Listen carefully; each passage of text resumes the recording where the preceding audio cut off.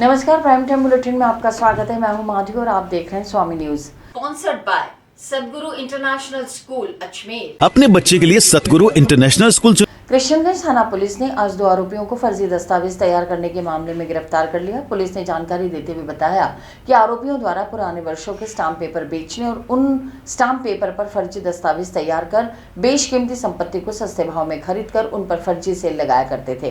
कृष्णगंज थाना पुलिस ने आज दोनों आरोपियों को गिरफ्तार कर लिया। सर क्या खुलासा किया? पुलिस थाना कृष्णगंज पे 2023 में श्रीमती सुश्री कुमकुम जैन और रमारानी जैन ने थाना अजाब एक मुकदमा दर्ज कराया था कि उनकी एनसीसी ऑफिस के सामने एक बेशकीमती ज़मीन है जिसके अब्दुल आदिल शेख ने फर्जी कागजात तैयार कर लिए। उस मुकदमा दर्ज होने के पश्चात अब्दुल आदिल शेख से उसके कागजात प्राप्त करके उनकी एफएसएल कराई गई। एफएसएल में वो कागजात उससे मिसमैच आ गए, जिससे अब्दुल आदिल शेख का जुर्म प्रमाणित होने से अब्दुल आदिल शेख पे 25,000 रुपये का इनाम रखा गया। अब्दुल आदिल शेख जब से एफएसएल रिपोर्ट आई उससे अपने घर से रूपोश था, उसे 12 अटरू से गिरफ्तार किया गया।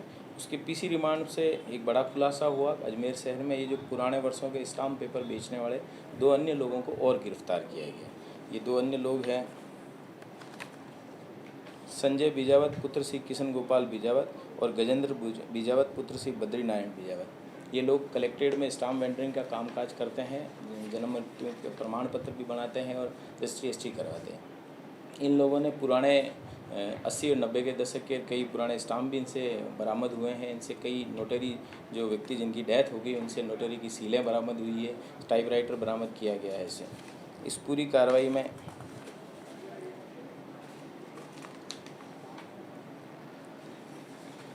गिरफ्तारी में जो टीम थी उसमें थी पूसाराम हेड कांस्टेबल, पुन्नाराम, मोतीराम, धर्मराज, करतार, राम प्रकाश, प्रेमाराम, अनिल और राजेंद्र 10-13। इस प्रकरण हजा में गिरफ्तार आरोपीगण से बेशकीमती संपत्ति, जमीनों, पुराना स्टाम्प पेपरों पर स्टाम्प वेंडर की फर्जी सील लगाकर इकरारनामा, वसीयतनामा, मुख्तियारनामा तैयार कर मरे हुए नोटरी पब्लिकों की सील लगाकर उक्त संपत्तियों को खरीदना और पूर्वजों द्वारा बेचना बताकर खाली करने व दबाव बना के कानूनी प्रक्रिया में उलझा के औनो पौनो दामों में ये खरीद लेते हैं, जिससे क्या सर इसमें और भी कोई लोग शामिल हैं? अभी तक इन 3 लोगों का आया, आगे अनुसंधान जारी है। और भी जो लोग आएंगे उनको गिरफ्तार किया जाएंगे। इनसे जो प्रकरण हजा में गिरफ्तार हुए आरोपीगण से नोटरी पब्लिक श्री शौकत हुसैन, श्री प्रकाश जैन, श्री अरविंद प्रकाश माथुर, केसी सोगानी की नोटरी सील, नोटरी क्रमांक, नोटरी जिला अजमेर, मुद्रांक विक्रेता राकेश जैन, मुद्रांक विक्रेता की 2 सीलें, दिनांक और वर्ष की सीलें, 1 रुपये, 2 रुपये, 10 रुपये के पुराने स्टाम्प पेपर, 100 रुपये के 10 वर्ष पुराने स्टाम्प पेपर, 500 रुपये, 100 रुपये के नए स्टाम्प पेपर, 5 रुपये के नोटेरियल टिकट की 95 फ़ोटो प्रतियाँ। ये जो नोटेरियल टिकट होती है उनकी कलर फ़ोटो स्टेट करा कर उनको काट के चेप देते हैं, तो गवर्नमेंट को भी ये घाटा है और पब्लिक को पता भी नहीं चलता। इस तरह की इनसे कई चीज़ें बरामद की गई है और आगे अनुसंधान इसमें जारी है। इस संजय बीजावत पे पूर्व के मुकदमे है जो इनसे संबंधित थाने से मांगा गया है। अजमेर शहर में मानसून के दौरान जलभराव की स्थिति से निपटने के लिए नगर निगम ने अग्निशमन केंद्र पर बाढ़ नियंत्रण कक्ष सक्रिय किया है। आपात स्थिति से निपटने के लिए यहां जेसीबी, ट्रैक्टर, ट्रॉली, 500 मिट्टी से भरे कट्टे, dragon light, 4 life jacket, 8 tube छोटे बड़े, 3 बड़े रस्से और ट्रॉम्बे स्टेशन पर 16 मडपंप की व्यवस्था की गई है। जरूरत पड़ने पर संसाधनों की संख्या बढ़ाई जाएगी। बारिश के दिन शुरू हो चुके हैं, अब क्या है? श्रीमान आयुक्त महोदय के आदेश से हमने बाढ़ राहत कंट्रोल रूम यहाँ फायर ब्रिगेड में आज़ाद पार्क में स्थापित कर दिया है और कंट्रोल रूम 24 घंटे जारी रहेगा, जिसमें कभी भी किसी भी प्रकार की आपदा वगैरह है, पानी बढ़ने की शिकायत वगैरह है, मिट्टी के कट्टे वगैरह है, कहीं पानी बढ़ जाता है तो मडपम्प वगैरह है, उसकी सारी व्यवस्थाएँ यहाँ फायर ब्रिगेड में रहेगी और 24 घंटे हमारे कर्मचारी तैनात रहेंगे। और बाढ़ कंट्रोल रूम का नंबर जो 101 और 2429-000 है वो 24 घंटे कार्यरत अवस्था में रहेगा। इसके लिए हमने मिट्टी के कट्टे वगैरह है और मडपम्प वगैरह है, ट्रैक्टर वगैरह है, जेसीबी वगैरह है, पंटे वगैरह है, गेती फावड़े वगैरह सारी की व्यवस्था कर ली है। और कंट्रोल रूम में सभी आपदा से निपटने के लिए लाइफ जैकेट वगैरह भी है, रस्से वगैरह है, ये सारी व्यवस्था हमने कर ली है। लगभग कितने कर्मचारी मौके पे? लगभग करीब हर शिफ्ट में 15 कर्मचारी रहेंगे। इसके अलावा सफाई कर्मचारी भी रहेंगे जो कभी भी ऐसी कोई आपदा वगैरह रहती है पानी वगैरह निकालने के लिए और मडपम्प वगैरह लगाने के लिए, वो भी एक्स्ट्रा हमारे पास में रहेंगे। प्रदेश के 15 जिलों के 909 परीक्षा केंद्रों पर स्कूल लेक्चरर एवं कोच भर्ती परीक्षा 2024 की शुरुआत आज से हुई। यह परीक्षा आगामी 4 जुलाई तक आयोजित की जाएगी। सभी केंद्रों पर सुरक्षा के कड़े बंदोबस्त किए गए थे और बिना जांच के किसी भी अभ्यर्थी को प्रवेश नहीं दिया गया। पहले दिन 2 विषयों की परीक्षाएं आयोजित की गईं। पहली पारी में general awareness and general studies का पेपर सुबह 10:30 से 11:30 बजे तक हुआ, जबकि दूसरी पारी में हिंदी सामान्य विषय की परीक्षा दोपहर 2:30 से 5:30 बजे तक आयोजित की गई। हिंदी वो जीके का था, हिंदी के फर्स्ट पेपर और अच्छा रहा। नहीं अच्छा था। 75 क्वेश्चन आए थे, तो उसमें से थोड़े बहुत छोड़े और बाकी से तैयारी के अनुसार ऐसा ठीक ही है। देखते हैं पास हो जाए, उसके बाद में बताते हैं। सरोज चौधरी शिरोन से।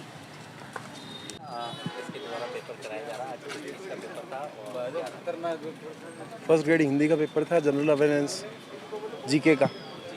अब सेकंड पारी में हिंदी का और है।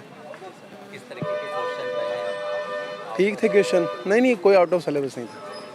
तैयारी के अनुसार हाँ ठीक थे। आपका नाम? विशाल पारिक, डेगाना। तो डिस्ट्रिक्ट से आए हैं और ये जीके का पेपर था फर्स्ट। कैसा रहा? लेवल मीडियम था, हार्ड ही कह सकते हैं इसमें। ज़्यादा क्वेश्चन तो 75 आए थे इसमें टोटल। ज़्यादा किस सब्जेक्ट पर पूछे गए? ज़्यादा क्वेश्चन जीके के। तो सब पहले रीजनिंग के कम आए हैं। रीजनिंग के कम थे। सुरक्षा यहाँ तो ठीक है, यहाँ तो ठीक जहाँ है, हो जाती है वहाँ शांतिपूर्ण पेपर हुआ। बढ़िया। रीना वर्मा। किसके द्वारा पेपर कराया गया? आज किसका पेपर? आरपीसी के द्वारा पेपर कराया गया। पेपर का स्तर अच्छा था और बाकी मैथ के क्वेश्चन ज़्यादा थे, रीजनिंग के क्वेश्चन 2 ही आए हैं। रीजनिंग का जैसे पिछले पेपर में आए हुए हैं उनकी तुलना में कम आए हैं। मैथ के पेपर अच्छे ज़्यादा लेवल के आए है ना। तैयारी के अनुसार पेपर का लेवल अच्छा है, बहुत अच्छा है। मतलब लोगों को बाहर कर देगा इसमें, ऐसा लग रहा है। आउट ऑफ सिलेबस नहीं था। साइकोलॉजी के क्वेश्चन कम थे और जैसे पीछे के अनुसार जो पेपर आ रहा है उसके अनुसार नहीं आया। रामकरण। मैं नागौर कुचामन से हूँ। अजमेर के रेजिडेंस डॉक्टर्स ने उदयपुर में करंट लगने की घटना में डॉक्टर रवि शर्मा के निधन के विरोध में आज तीसरे दिन भी 2 घंटे का बहिष्कार किया। रेजिडेंस डॉक्टर द्वारा इमरजेंसी के बाहर काली पट्टी बांधकर विरोध जताया। रेजिडेंस डॉक्टर्स एसोसिएशन के अध्यक्ष डॉक्टर दिलराज मीणा ने बताया कि यह विरोध न्याय की मांग को लेकर किया जा रहा है। उन्होंने सरकार से दिवंगत डॉक्टर के परिवार को शीघ्र न्याय दिलाने की मांग की। ये उदयपुर में आपको जानकारी में होगा, उदयपुर में डॉक्टर रवि शर्मा जो हमारे जेएलएन मेडिकल कॉलेज एनेस्थीसिया विभाग के रेजिडेंट थे और उनका एसआरशिप मिलने पर उदयपुर गए हुए थे। तो वहाँ उनकी रात को वाटर कूलर के अंदर करंट आने की वजह से डेथ हुई। डेथ होने के बाद में जो उनका पोस्टमार्टम किया गया था वहाँ मेडिकल बोर्ड के द्वारा, उस मेडिकल बोर्ड में जो एक्चुअल कॉज था उसको मैनिपुलेट कर दिया गया। इसलिए वहाँ के रेजिडेंट और राजस्थान की जितनी भी रेजिडेंट है इस चीज़ से कि एक डॉक्टर की रिपोर्ट को चेंज कर देना और जिन लोगों की वजह से लापरवाही की वजह से वाटर कूलर के अंदर इलेक्ट्रिक शॉक का करंट आया और उससे हमारे एक साथी की डेथ हुई, उसी के उसमें जेएलएन मेडिकल कॉलेज के सभी रेजिडेंट डॉक्टर्स और अजमेर के अलावा जयपुर, अजमेर, झालावाड़, कोटा, जोधपुर, बीकानेर सभी रेजिडेंट आज 2 घंटे के कार्य बहिष्कार पे हैं। और एक इवनिंग में हमने यहाँ से एक रैली का आयोजन करेंगे और उसमें हमारे सभी रेजिडेंट डॉक्टर्स के अलावा हम यूजी स्टूडेंट भी और सारे वो रहेंगे। और जब तक सरकार से हमारे जो साथी है उसको न्याय नहीं मिल जाता, जो दोषियों की जो दोषी लोग हैं उन पर कार्रवाई नहीं हो जाती है, तब तक हमारा बहिष्कार इसी तरह जारी रहेगा उदयपुर को सपोर्ट करने के लिए। आज 2 घंटे का है, उसके बाद में इवनिंग में यहाँ हमारे एक शोक सभा रखी गई है और एक कैंडल मार्च भी निकाला जाएगा। हाँ sir. Doctor Dilraj Meena, RDA president, Ajmer.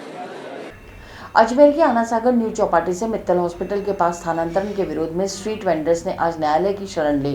उनका आरोप है कि निगम प्रशासन ने स्थायी शुल्क चौपाटी का लिया, लेकिन नई जगह असुविधाजनक दी गई, जिससे उनका रोजगार प्रभावित हो रहा है। वेंडर्स का कहना है कि ज्ञापनों के बावजूद सुनवाई नहीं होती, जिससे परेशान होकर उन्हें कोर्ट जाना पड़ा। मामले में जिला कलेक्टर और नगर निगम को पक्षकार बनाया गया है। पासपोर्ट का किला आप लगाती हैं और अब क्या दिक्कत है? भैया देखो, रीजनल की जो चौपाटी है वहाँ हम सबका जो 5-5, 7-7, कोई 8-8 साल से हम वहाँ पे ना अपने स्टॉल से, ठेला है, कैबिन लगा के हम लोग आजीविका चला रहे हैं हमारी।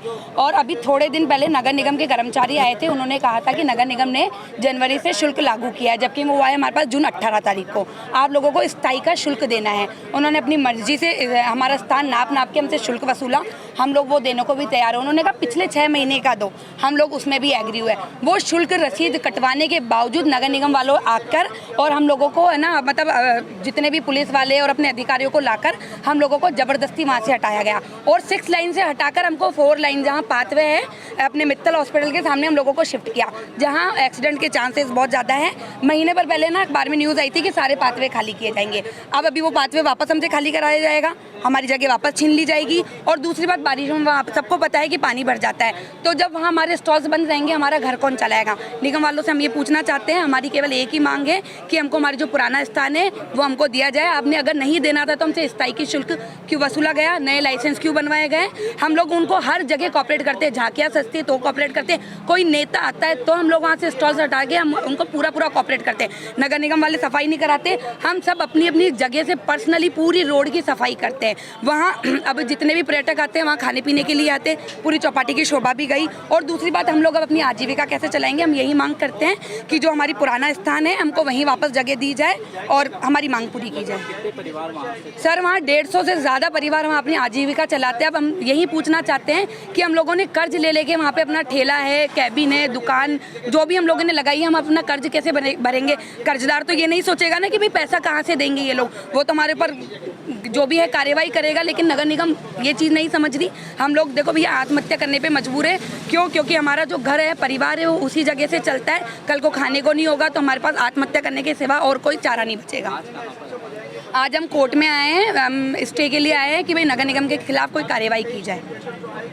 जी, मेरा नाम उषा सामरिया, लव पिज़्ज़ा एरिया के नाम से रीजनल चौपाटी पे मेरी फास्ट फूड की स्टॉल लगती है।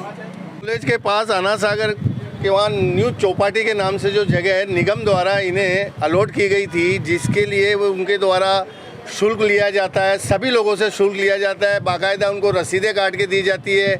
और अचानक इनको जबरन दादागिरी से वो जगह खाली करने का निगम द्वारा प्रयास किया जा रहा है, जो कि गलत है। उनके कर्मचारियों द्वारा धक्का मुक्की करके इनके जो सामान है इधर उधर फेंकना करना, ये सब गलत तरीका अपनाते हुए बलपूर्वक उनको वहाँ से खदेड़ने की कोशिश की जा रही है। जबकि सभी के पास निगम द्वारा जारी फूड लाइसेंस, उनका जो शुल्क है, स्थायी शुल्क है, जिसकी रसीद के ऊपर स्थान का नाम, एरिया, लिया गया शुल्क, इन सभी चीज़ों को प्रत्येक व्यक्ति के पास इसका जारी करना, तो ये इन लोगों ने उन सभी शर्तों की पालना करी है जो कि निगम द्वारा पूरी करवाई गई है। उसके बावजूद इन लोगों के साथ धोखाधड़ी करते हुए बलपूर्वक और इन लोगों को धक्का मुक्की करते हुए दादागिरी से इनको वहाँ से हटाया जा रहा है, जिसका निगम के पास कोई कारण नहीं है। अगर ऐसा होता है तो इन लोगों के द्वारा जो व्यापार किया गया है उसके लिए, ये गरीब लोग हैं, इन्होंने बैंक से भी सहायता प्राप्त करी है, अन्य जगह सोर्स से भी अपना पैसा इकट्ठा किया है और अपना छोटा मोटा काम इन्होंने आजीविका चलाने के लिए किया है। आज अगर इस परिस्थिति में इनके साथ ये अन्याय होता है तो वो बिल्कुल गलत और गैरकानूनी है। निगम द्वारा इनकी कोई सुनवाई नहीं की जा रही है, सिर्फ जबरन हठधर्मिता और बलपूर्वक इनको वहाँ से हटाने की पूरी कोशिश की जा रही है। और लगातार इनको वहाँ के कर्मचारियों द्वारा धमकियाँ दी जा रही है, सामान फेंक देंगे, तोड़ देंगे, हटा देंगे। ये आज बड़े भयभीत हैं और इनके अंदर एक ऐसा डर व्याप्त है कि ये कुछ कहने के लायक नहीं है। इन्होंने न्यायालय की शरण ली है कि इनके साथ कोई गलत नहीं हो और इनको इनका हक मिले।